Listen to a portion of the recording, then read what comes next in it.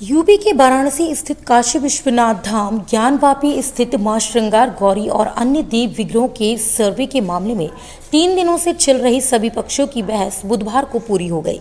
अदालत ने 2 घंटे तक चली बहस को सुनने के बाद आदेश के लिए 12 मई की तिथि तय कर दी है। आपको बता दें कि प्रकरण में वादी व प्रतिवादी पक्ष की ओर से अदालत में 2 अलग अलग प्रार्थना पत्र दिए गए हैं। वादी पक्ष की ओर से बैरिकेडिंग के अंदर तहखाने समेत अन्य उल्लेखित स्थलों के निरीक्षण का स्पष्ट आदेश देने की मांग की गई है। प्रतिवादी अंजुमन इंतजामिया मसाजिद की ओर से एडवोकेट कमिश्नर पर निष्पक्ष न होने का आरोप लगाते हुए उन्हें बदलने की मांग अदालत से की गई है। बुधवार को हुई सुनवाई के दौरान ताला तोड़कर ज्ञानवापी मस्जिद के अंदर जाकर वीडियोग्राफी और सर्वे की मांग का अंजुमन इंतजामिया की तरफ से विरोध किया गया।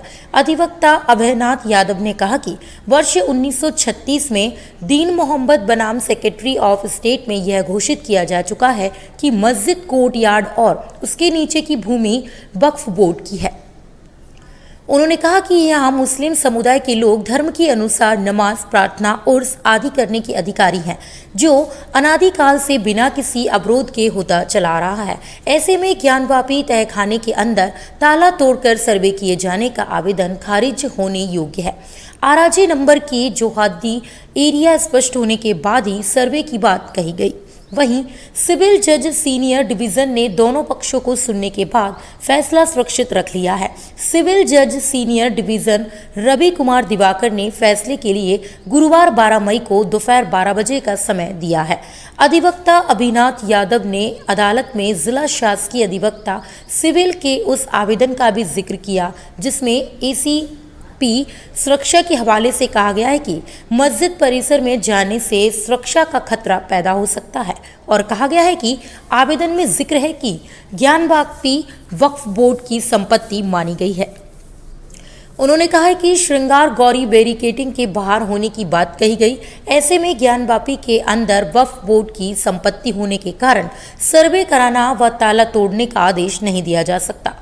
कोर्ट की ओर से बैरिकेडिंग व मस्जिद में प्रवेश पर कमिश्नर की कार्यवाही वीडियोग्राफी करने के लिए आदेशित नहीं किया गया।